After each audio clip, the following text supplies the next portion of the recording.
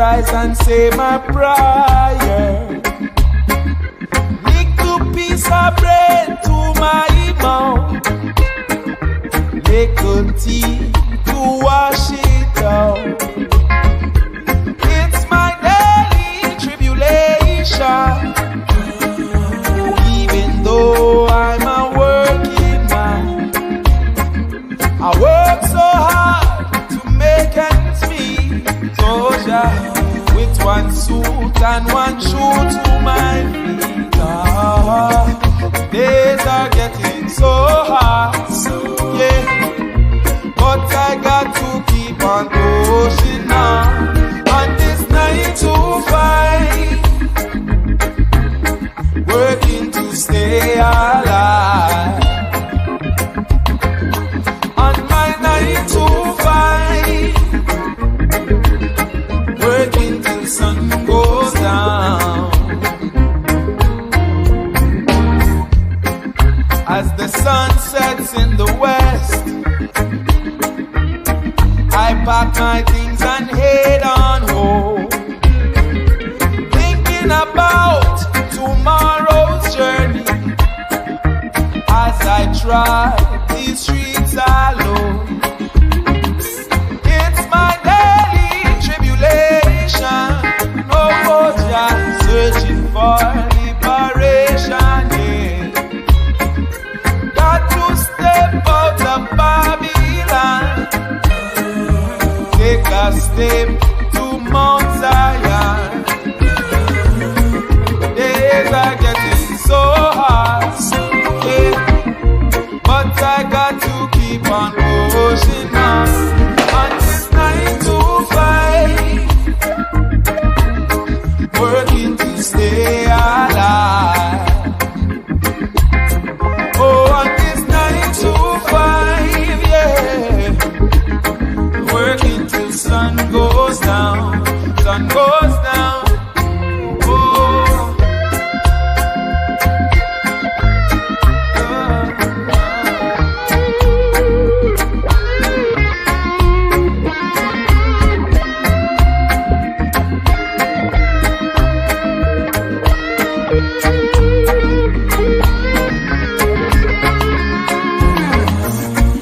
days are getting so hard, yeah, but I got to keep on pushing on this 9 to 5, working to stay alive. Oh, on this 9 to 5, working till sun goes down, sun goes down, sun goes. On this 9 to 5, yeah, working to stay alive. Oh, on this 9 to 5, yeah, working till sun goes down. Oh Lord, got to keep working, got to keep working.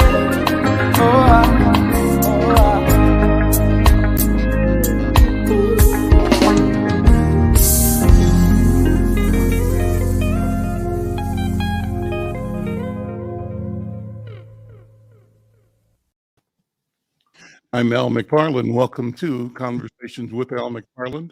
I'm glad to be here and glad to have you along as well. Beautiful day here in Minnesota. I think in the 30s, maybe close to it. Kind of warm for this time of season. We've had some bitter cold in the past few days, and we will be having it again in the next few days. But today we enjoy getting close to freezing. I'm saying that to smile at my guest today. Brother Chuck Hobbs is joining the program from, I think, down in Florida. Chuck Hobbs, how you doing? Hey, Brother McFarlane, good to see you. I am doing fine. Interestingly enough, it's pretty chilly here.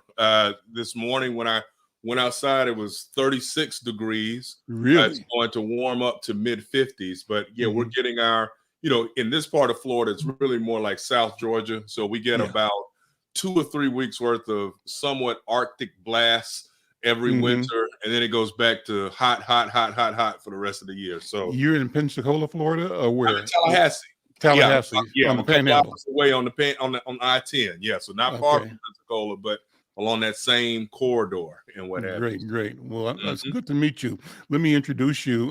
Chuck Hobbs is a lawyer based in Florida. I came across his interview. I think it was on TV with you might have been with Karen Hunter. Was that what I saw you on? One time, right? One time. Yes. It was a Karen Hunter interview. Karen Hunter, if you don't know, has this program that interviews everybody in the world. She's just really, really a great journalist based out of the East Coast. And I've become a loyal fan of hers through her project called Narrative. Narrative is the word narrative with a K. And when I heard it first, they said, just like knowledge is an N sound with a K. So knowledge with a K, narrative with a K.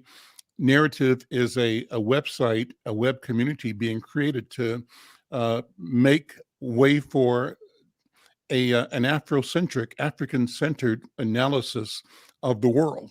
How do we look at our interest, our opportunities, our challenges, analyze them, plan out of our lived experiences in a way that leads to a future that respects our humanity, that respects all of humanity, that respects our dignity, and that provides the abundance, the joy, the fulfillment that we believe we deserve in the world. And so when I saw Brother Chuck Hobbs on the program, I sent him a note saying, man, I really loved the conversation that you and Karen Hunter were having.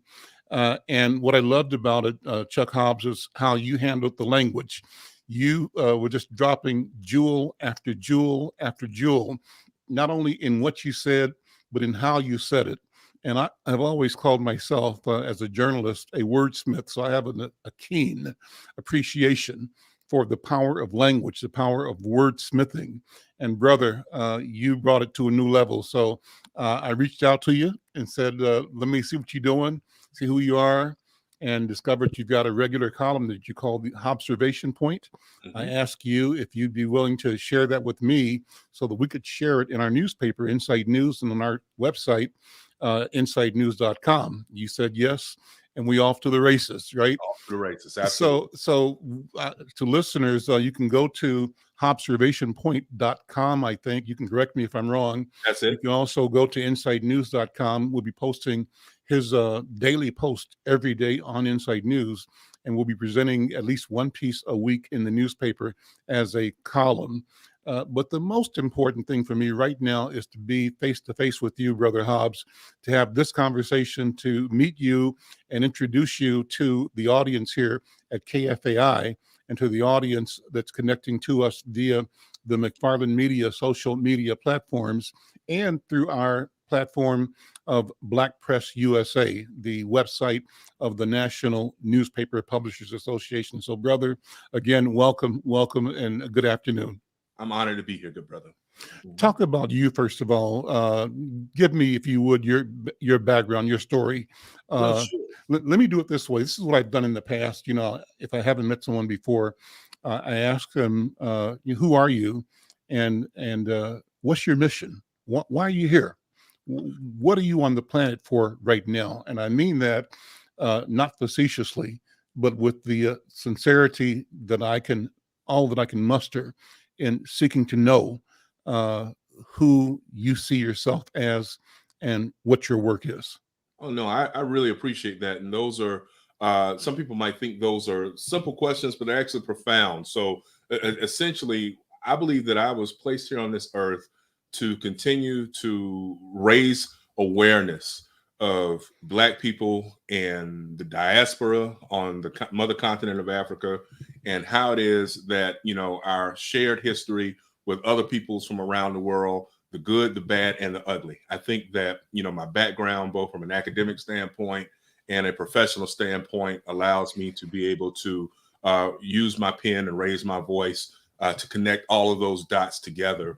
And I also think that, you know, throughout the course of my adult life, I have also been an advocate both in the courtrooms as well with regards to trying to make sure that the playing field is somewhat leveled in a nation where the scales of justice have always been unbalanced when it comes to Black people. So with that, I think that's what my primary advocacy is and likely will be for the foreseeable future, which is to continue to uplift our race through my advocacy, both wherever it is that God sees fit to place me. And so with that, Brother McFarlane, again, I want to thank you for the opportunities that you have provided to me and all that you do along those similar veins. It's interesting that when you were going through your opening spiel and you spoke about the NPA and me being cognizant of that history, when I was growing up. Tomorrow, I'm a member of Kappa Alpha Psi fraternity. Tomorrow is our Founders Day. And one Kappa that I always looked up to was Robert Sinstack Abbott of the Chicago Defender. Mm-hmm. And not only was he a snazzy dressed guy, but he was a lawyer. He was an advocate, both with the pen. He had a sharp pen, pencil, and what have you.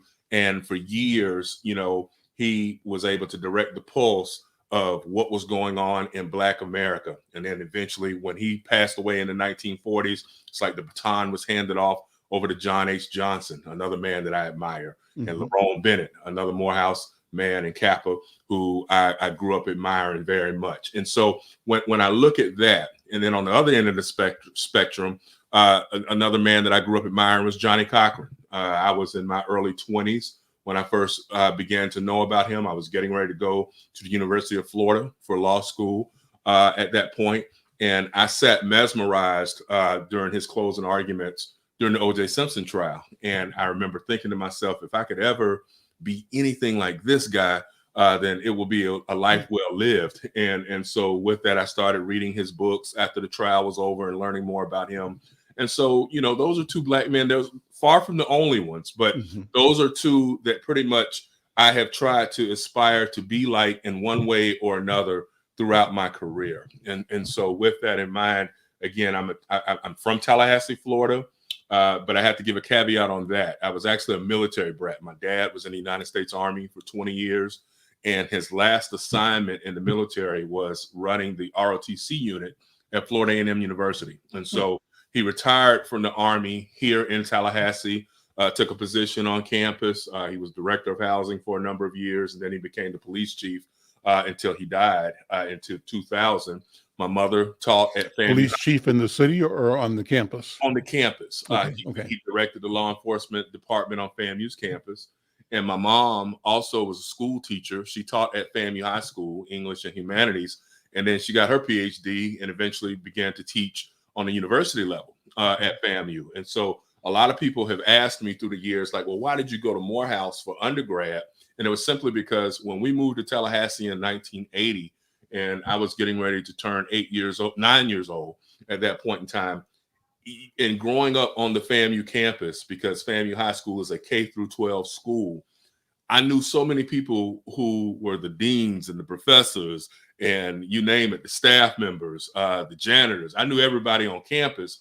And so when I was a senior in high school, in my brain, I had always grown up fascinated by Martin Luther King and all of the many luminaries that came out of FAMU. Lewis Sullivan, at that point in time when I was coming out of high school, was the Secretary of Health and Human Services under George H.W. Bush. And so everywhere you look, Morehouse men were doing things, leading, building, you name it. And so I was like, I want to go there because I felt like I wanted to challenge myself. I did not think that if I stayed at FAMU for undergrad, that I would have had the same challenges that I faced when I got to Morehouse, where I didn't know anybody, and whether I was able to sink or swim was totally dependent upon the effort that I put in. So that's how I got up to Morehouse College. And so that's a little bit of my background. I'm Al McFarlane. This is Conversations with Al McFarlane. My guest is columnist, blogger Chuck Hobbs. Chuck Hobbs has a blog called Observation Point. You can find it at observationpoint.com. You can also read his work every day at the insightnews.com website. He's posting daily. We're carrying it daily. We'll be featuring his commentary weekly in Insight News as well. In fact, we began your column this week in Insight News. So the one that's being distributed as we speak has your first Insight News column. We thank you so much for that. Let me say to listeners, if you want to weigh in on the conversation, you can call the station. I'll ask the station to stand by to look for calls or commentary. We can patch you in. You could also send a note or a comment via YouTube if you're monitoring to YouTube, or if there's other social media ways you can get to us. We'd love to hear your point of view. We want to grow our presence on YouTube. If you are seeing this on YouTube, we want you to subscribe to the channel, to like it, and to share it. We want to build community. I started off, Chuck, mentioning the introduction to you through your interview with Karen Hunter, Dr. Karen Hunter, on her program. And I mentioned that I've become enamored of her work that she's done to create a project called Narrative with a K, Knarrative. And within Narrative is a section called Nubia. So you see I'm rocking the Nubia hoodie right now, Knubia. Mm-hmm. And I'm fascinated with the idea that technology affords us the opportunity to connect on an individual, on a neighborhood, on the family basis in ways that we have never been able to do before. And we are seeing the benefit of our ability to communicate directly, unfiltered, because that is the power of the George Floyd reckoning. It was simply because we were able to put our own eyes and our own hearts in the position of witness to the murder of a human being right here in this town, in Minneapolis, where I'm at right now. And not only did we see it, but the world saw it. And that's important to talk about, because in the past, the divisive power of media has meant that, I've used this example for years and years, Brother Chuck, even if I grew up in the same house with one of my brothers for 20 years, I see on TV an allegation that he has done something wrong. My first instinct is, why did he do it? Mm-hmm. Not that I knew him 20 years or 30 years or 40 years, but the power of media to shape and to deliver believability and credibility, even in error, is formidable. And we have been, and the world has been, victims of that narrow channel of information control. That has dissipated somewhat and will continue. And now that we're able to talk to each other and to tell our own version of what is going on, it has changed the day. What about technology? What do you think when you think about technology? What does it mean to you? No, I think you make some very great and very salient points. One of the things when we look back on the history of the COVID pandemic, right? I think that we all will recognize that one of the great benefits that held forth from this very difficult period in time has been the fact that technology has allowed us to remain connected, even though we are not able or have not been able to be as physically in close proximity with friends, family, school members, or people of like-minded ideology during the same time span. I could tell you that, whether you're talking about the DJ D-Nice and his club quarantine that started like in March of 2020, all the way through, I started a platform, well, obviously I started the Observation Point blog, but we started doing similar to what we are doing here today via StreamYard, where every Monday we were having a Observation Point hour where I would be joined by Morehouse classmates, Spelman classmates, Clark classmates, others from, FAMU, lots of people from the HBCU world. And we would sit, sometimes it'd be 2, sometimes it'd be as many as 9 or 10 people. And we would sit and rap about many of the things that were going on in the news. And I think that to a great extent, especially with the 2020 election year, we were able to stay dialed in. There were many nights where we had really good numbers of individuals who were watching, participating, providing commentary, and what have you.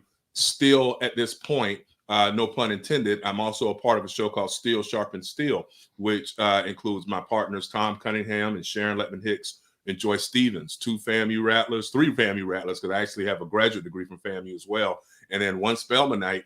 And we chop it up, like generally speaking, every Friday evening for an hour, 2 hours about some of the same topics. And so you have to think to yourself that but for technological advances over the last 2 decades, these platforms would not have been possible. So I definitely think that's great.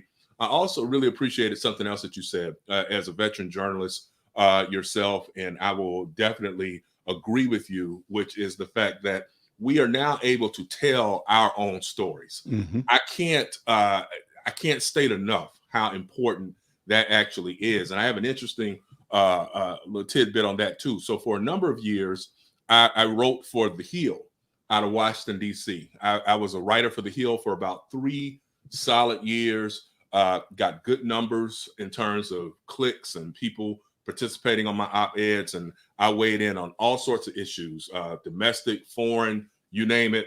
I had an editor named Joel Cabot, and Joel was great. He was a young guy, and he loved what I was trying to do within my platform.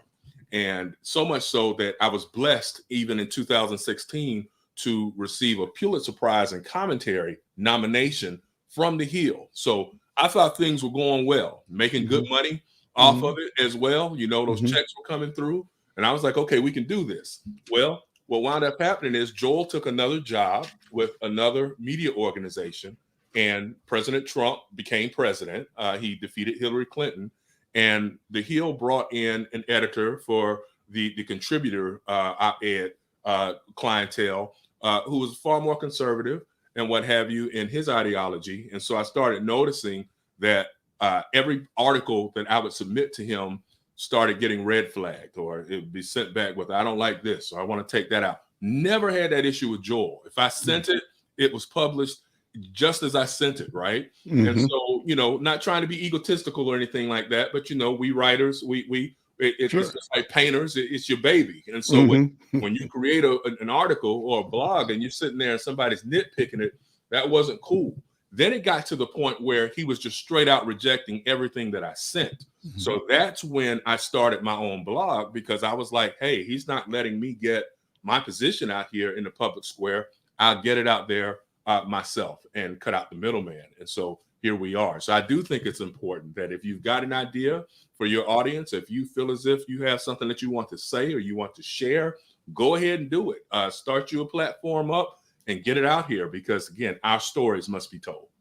And the world is big. You know, the technology is wonderful. Sometimes people get discouraged if they feel like they're only getting a few people looking at them or checking them out. But everything starts like that, you know. And I approach this from the idea that there are X billion people on the planet. Somebody's listening somewhere, right? And what I do know is if I don't say it, it won't be said. If I don't say it, it won't be read. If I don't say it, it won't be heard. And so no matter how many or how few hear, see, or read, what we know for sure is if I don't do it, then it's not going to happen. So that advice means that exactly what you're saying is true. If you have a thought, an idea that you want to share, want to test in the marketplace, by all means do it. Go for it, because again, we are many on the planet.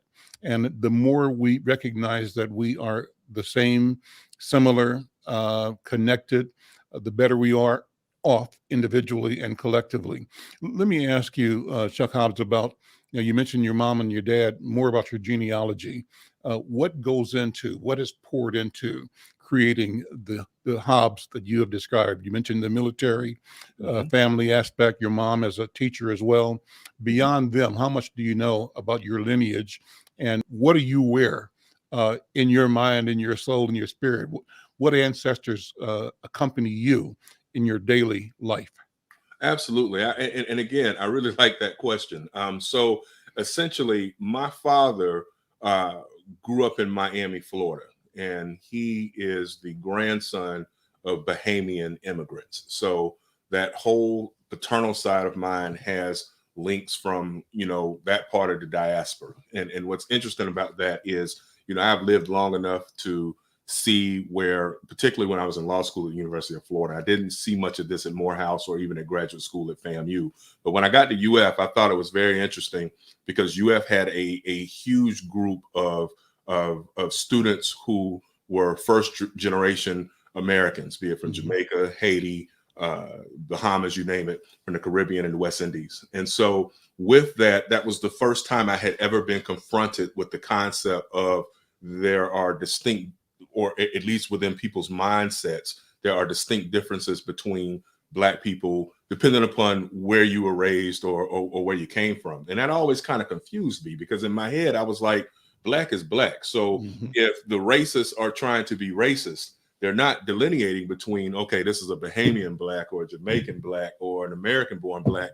They just see Black. And so that's more in line with the Pan-Africanism mindset that the great Marcus Garvey espoused, another one of my historical heroes and what have you. And yet I continue to sometimes at different fora across the University of Florida campus, I would hear that foolishness. It would always just make me shake my head. And even now when I hear it, it still does, because I had somebody on a Facebook page a couple of years ago even tell me that Marcus Garvey and Kamala Harris, they're not really Black, they're Jamaicans. And I'm sitting there like, that's so rank ignorant that crazy. I'm not going to dignify that with a response. So that's my dad's lineage. Now, on the other side, the people I grew up the closest to were the Williams side of my family. That's my mom's side. My mom's people are by way of Camilla, Georgia, down in the southwest portion of the state. Lots of Williamses range from Camilla to Pelham all the way up to Albany, Georgia, which is a city that, if you've never heard of Camilla, I'm quite sure some of your followers have heard of Albany, Georgia. And so that's where my mom's side hails from. Now, when she was a little girl, my mom and my grandparents and great-grandparents, they moved to Tallahassee.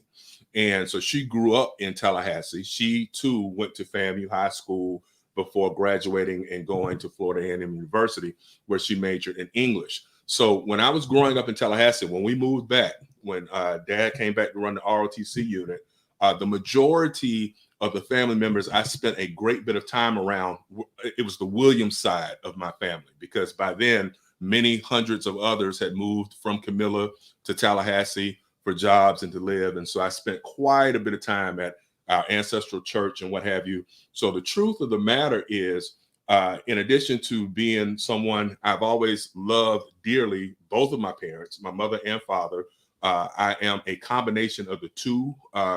I like to think that I have the best aspects of both of those individuals and what have you. Sometimes when I have been a knucklehead throughout my life, my mom reminds me, see, you're hard-headed like your daddy. That's right. But generally speaking, I definitely am an amalgamation of the two. But in terms of who it is that I've patterned myself after, I've always been enamored with my great-grandfather, Charlie Williams. I actually had the pleasure of knowing him.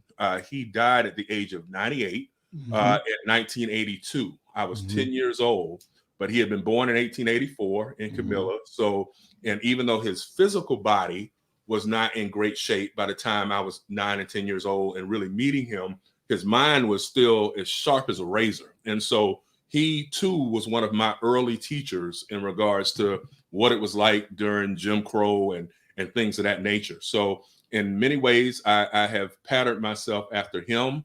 There's a great uncle of mine I never got to meet, his son, Charlie Ed Williams, who my mother has often said, you remind me of my uncle Charlie Ed sometimes, even down to the reading of the newspapers. I have a peculiar, I use my phone now, but for the majority of my life, I've always been enamored with the news and reading the news and wanting to write the news. And I like to read the news unfettered. Like, I prefer not to have a lot of conversation if I'm sitting there having dinner or lunch and I'm reading my newspaper or reading a magazine. And my mother says that's just like her Uncle Charlie Ed. He was the same way. He'd come from the fields. He was a sharecropper. He'd come home, get his meal for lunch, and everybody knew not to bother him in his front room as he sat there and ate before he went back out there to work. So those are the individuals that I think Grandpa Charlie, Uncle Charlie Ed, and definitely my father, who died in 2000. Those are the angels on my shoulders, so to speak, who I think kind of guide me along this path on a daily basis. What do you know about your African ancestry? Not much. And I know that that might sound weird, being someone who is a history major. I have not had the chance as of yet to do one of the DNA based searches, but it is one of those things that is a goal of mine to do, because I would like to have a better comprehension of, what part of the continent my ancestors on both sides of my family came from. So as it stands right now, I don't know. You have you been to Africa yet? Have you traveled to Africa? Not yet, but if COVID acts right, I'm supposed to be going to Ghana sometime later this year. So, that would be my first opportunity to spend some time on the mother continent. A particular event that you're going for, or just to go? A school that I do some teaching for. It's an online school, the Rise Anyabwele Preparatory Academy. Will be taking a group of students later this year. Again, COVID cooperating, we're supposed to be going. And so I'm looking forward to that. I've been to Ghana a few times, and you'll love it, and Ghana will love you. You'll enjoy it. And it's a rich and enriching experience to go from here in the diaspora back to continental Africa. My first visit was to Ghana. Then I've gone to East Africa, to Uganda and Kenya, time in Uganda. And it's a wonderful thing, because what you discover is we are the same everywhere. My wife is from a town called Crystal Springs, Mississippi. Crystal Springs is 20 miles south of Jackson on Highway 55. We used to go there every summer or 2 or 3 times a year. And when I went to Crystal Springs, we'd sit on her sister's porch. It's like a cul-de-sac. We call it a cul-de-sac. It's a road there. And across the street would be a house, next to it, a shed with a chicken coop. And once I think a snake had gotten into the chicken coop, chickens were going crazy. The nephew from 2 doors up came out the house with a shotgun, shot the snake, and then went on about his business. Right. That's a day in the life. You're in the country, right? Yeah, so no doubt. I say, to my wife and to the in-laws there, this is just like where my father lived, in a place called Mild Gully, in a town called Dresakey in the Blue Mountains of Jamaica, in St. Mary. So we have a family property in Jamaica in the mountains, and it's really old community, and like the roads are really bad. And what I observed, brother, is that the same characters in Crystal Springs reveal themselves, same roles, same energy, meaning the wise man is the wise man. Both in Crystal Springs and in Mild Gully. The partier, the deceiver, right? The slackard, the industrious one, the educator, the righteous one. All of those positions are filled in each of these communities and all of our families. And I discovered that you can take that same constellation of personalities and place it anywhere in Accra or Cape Coast or Tamale or any of the towns in Ghana, the same in Uganda. And so it affirms the similarity, the connectedness that we all have to each other globally. We're the same people. Our story is the same. And what the challenge is now, I believe, Brother Chuck Hobbs, is for us to continue with intention on the path of self-discovery and on the path of remembrance. What do you mean by remembrance? Well, one of the philosopher educators here in Twin Cities that is a frequent guest in this program is a brother named Professor Mahmoud El-Kati. Mahmoud El-Kati teaches at McAllister College. We call him the griot. You have one or several in your community. They're everywhere, right?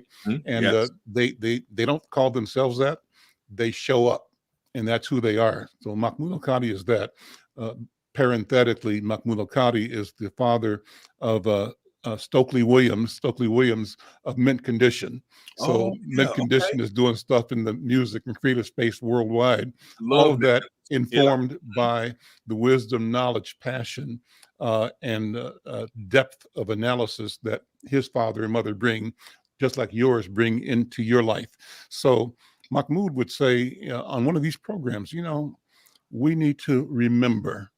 And the first time I heard it, he said, uh, not not the shallow remembering, which is important. So that it's a common word. Oh, I forgot something. Let me remember where my keys are. But think about remembering and think about dismembering. Mm, We have been dismembered. mm, And so it goes back to the biblical story where the prophet looked in the desert and said, can these bones, mm, live again? mhm. And the creator called forth the reassembling, the remembering of the elements that had been dismembered. So I think that we're in a place now where we must, with intention, remember. Yes. Remember as in reconnect. And then as we reconnect, we create a new human being, which is our original self.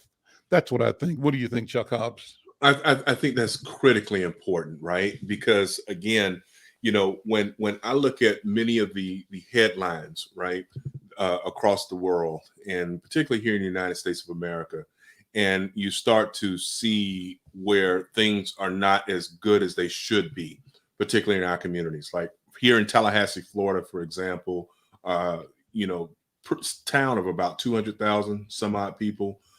The murder rate was astronomical last year, and it was bad the year before that. And the majority of those murders were committed by young Black males. And so I am old enough to remember that when I wake up and see that another kid has been shot here or there in my hometown, it wasn't like that when I was growing up here in the 1980s. And it certainly wasn't like that when my mother was growing up here in the 1950s and 60s. And so I ask myself often, what happened to us that allowed for us to fall so far when it comes to either criminal behavior or even along socioeconomic metrics? Because as my parents were always fond of saying, Black folks always were poor, but there still was a great measure of pride in our communities, in our homes. Sometimes even when I'm riding through the southern part of our city, South City, and what have you, I see trash all over the place. And when I'm riding with mom, and I'm like, Mom, was it like this when?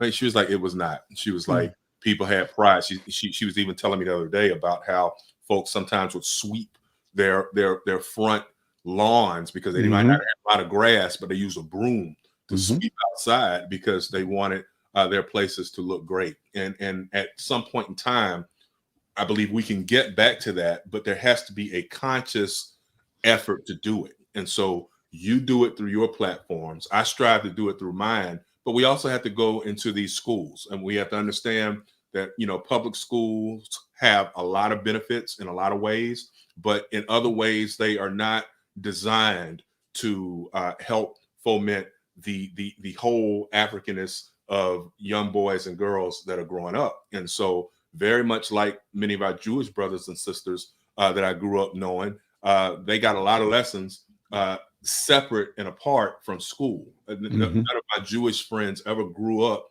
depending upon their teachers at the public schools to help them understand their Jewishness. And so we have to do that. And I know a lot of organizations do that, right? You have different fraternal and Masonic organizations that are taking youth under their lead. A lot of the sororities are doing the same, but we have to do more because, again, I've always felt that if you have a full understanding of who we have been, and I'm not just talking about through slavery, I'm talking about well before slavery. If you have a full understanding of how life began on the mother continent, education and enlightenment began on the mother continent.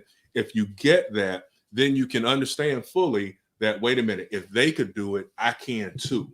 And I don't have to sit here and believe that the best I'm going to ever be able to do is stand on the corner selling drugs or doing some other aberrant behavior that ultimately will land me in prison or in a casket. So definitely, I think it's important for those of us who have this knowledge to convey it to those who don't, so that we can, like you say, remember those bones. I like that analogy, and I'm going to be using that at different points in the future. And I definitely will attribute it to you.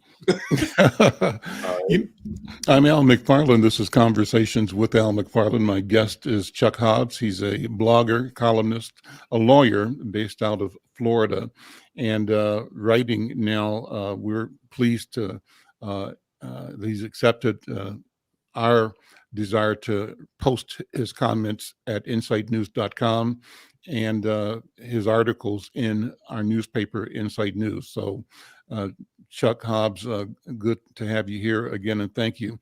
You know, I struggle with the question of education. I once had a couple of chancellors or presidents of universities on our program, and I said, well, Dr. So-and-so, if you're successful in breaking through ignorance or teaching, enabling people to think freely, think clearly, and to move towards self-sufficiency, or I think the word I might have used was probably move towards self-realization. What happens when self-realization comes in conflict with the institution and the processes you represent? On the one hand, the university itself, academia, has a controlling, a refining, a winnowing characteristic to it that shapes individuals and community, and creates and supports a cultural understanding, and it seeks to perpetuate its own existence. And if its existence is counter to my existence, my humanity, what's going to happen? Do you see yourself raising, educating people to destroy you? And then when I think about that, and I think about reading that when Castro began the revolution in the mountains of Cuba, I think in Oriente, he and Che and their soldiers were destroying farms, and they came to where his father's plantations were, and the soldiers asked him, where we've burned the, I'm paraphrasing from memory, but we've been destroying and taking the property of these landlords, but here's your property. What do we do? Castro said, burn it. Burn it. So the question is, Chuck Hobbs, what are we saying to ourselves and our children? We recognize that the institution that we live within is one that's based on the denial of our humanity, the theft of our labor, the spilling of our blood, a contradiction to the principles espoused in the Constitution, antithetical to the notion of democracy. Yet we remain, and the beauty of our existence is that we love the idea, if we have not achieved the reality, the practicality of the freedom afforded and promised by the Constitution and by the principles of democracy. But our presence moves the entire society, the entire of humanity towards those goals. But at some point in time, what will happen? Will there be losers and will there be winners? And is the resistance we're experiencing now in this country and around the world, the emergence of the right wing, in attempting to hold on to power? How do you see that? What's your thought on that?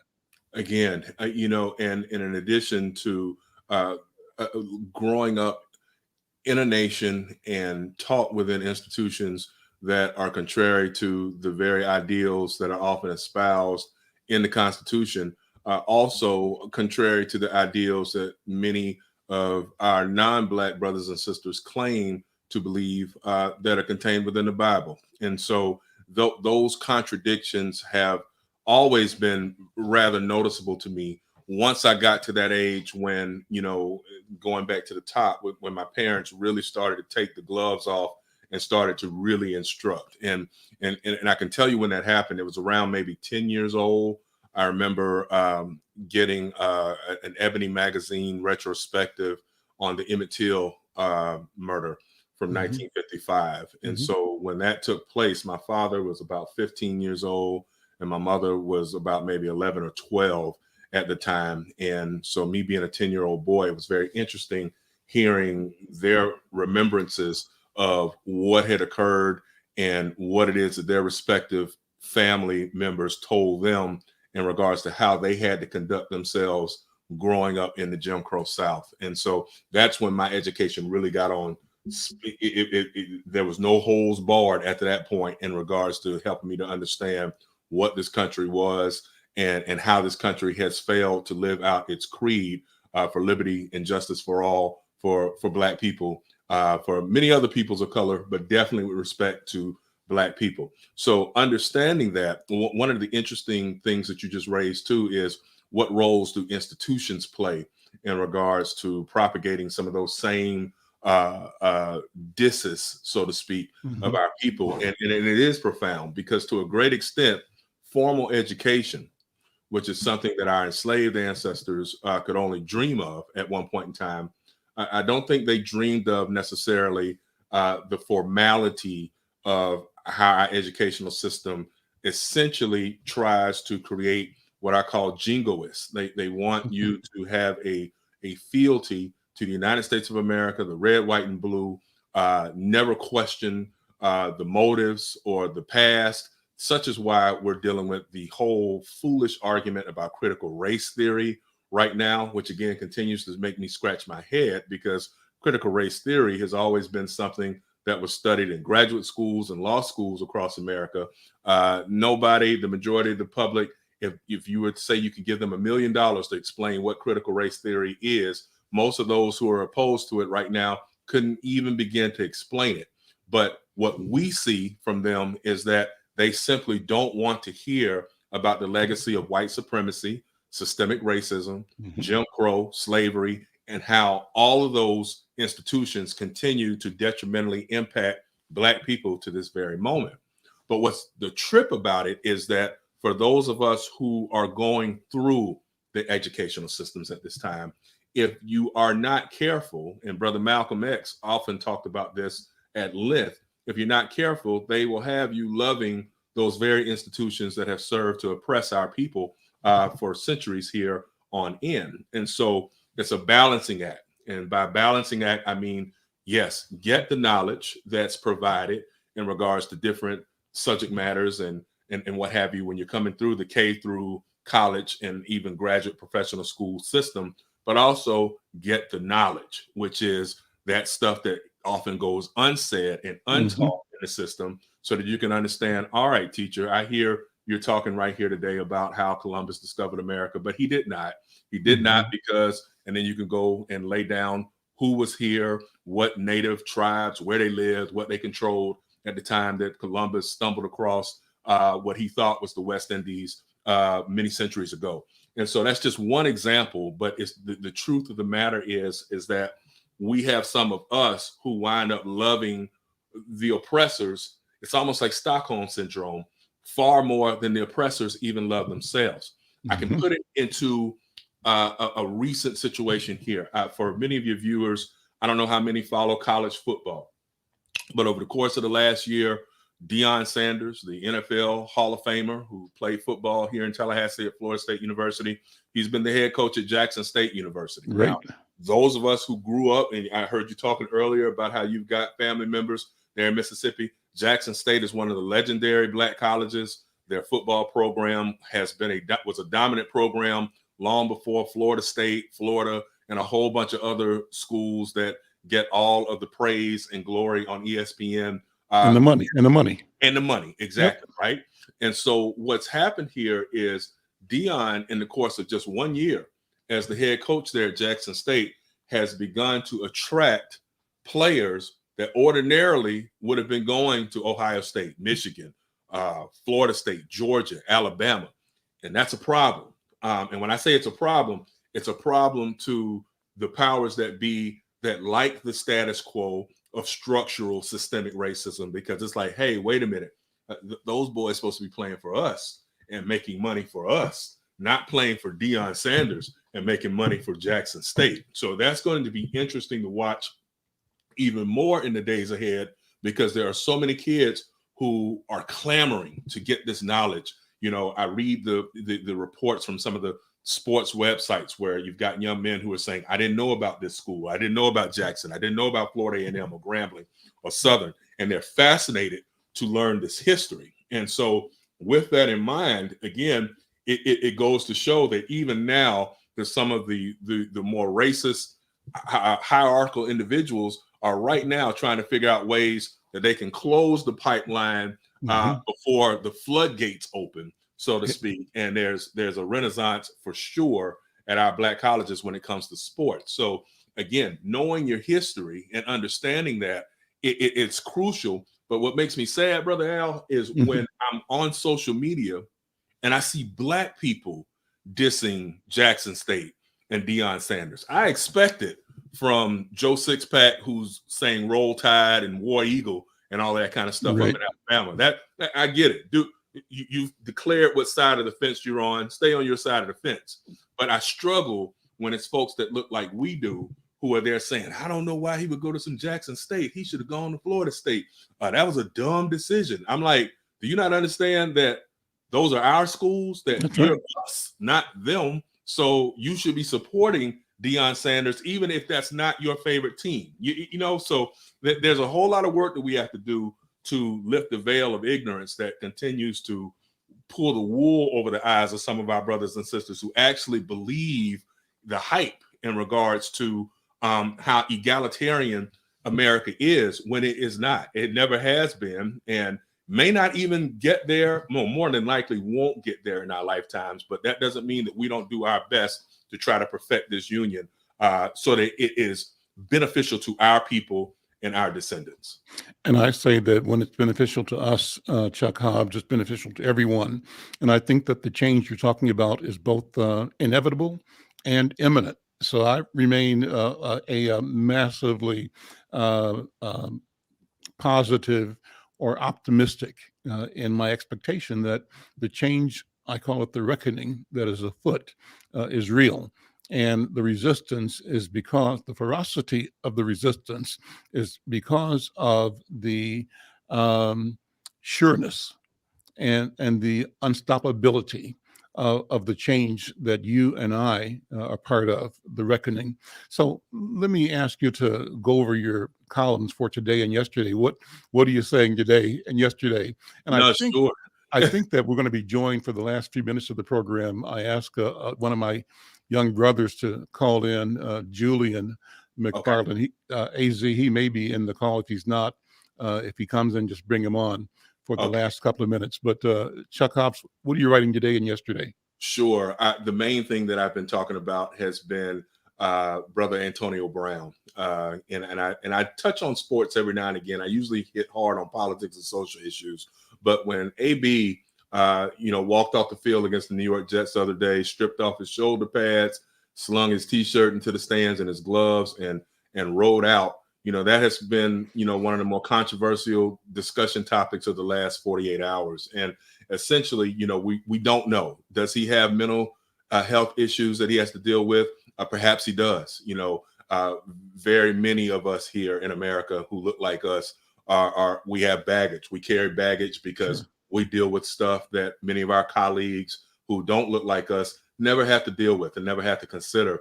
And yet at the same time, even by doing that, there was something oddly admirable. And I know this might sound weird, and seeing him thumb his nose at the powers that be, which is, I am not your Negro, so to speak. You're not going to just do me any old kind of way.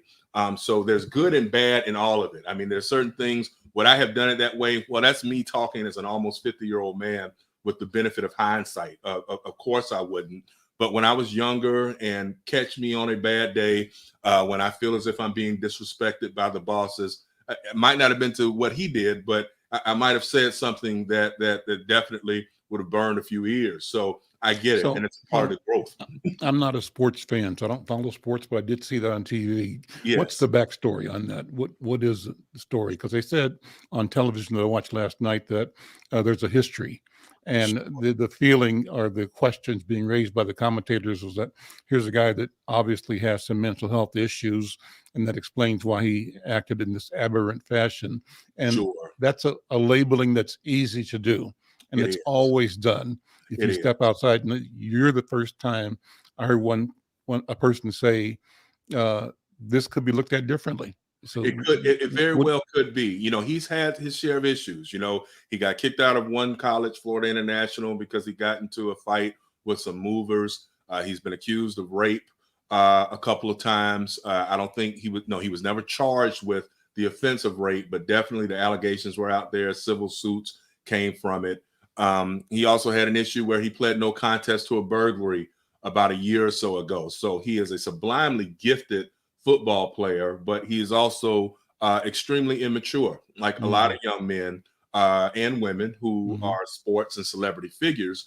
But again, what we often see is that when it is us who are the ones who, you know, need some grace or some pats on the back, I thought it was interesting that instead of saying, hey, if he has some mental health issues, we're going to get him help, which is what his quarterback and friend Tom Brady asked for, the coaching staff and the owner's initial response was he's off the team. He's no longer a member. And there are a lot of people who believe that he should not be able to play again. And again, that continues to show that we as a people often don't get the same measure of grace. We don't get to mess up and come back as often as those of the less melanated hue are afforded to do. They can mess up thousands of times. You know, I've always respected one thing about George W. Bush. We talked about his dad earlier today, Mhm. but he was always very candid about the fact that he was an alcoholic, that there was a point in time in his life where he even used drugs. Mhm. And yet he talked about the fact that he was able to get grace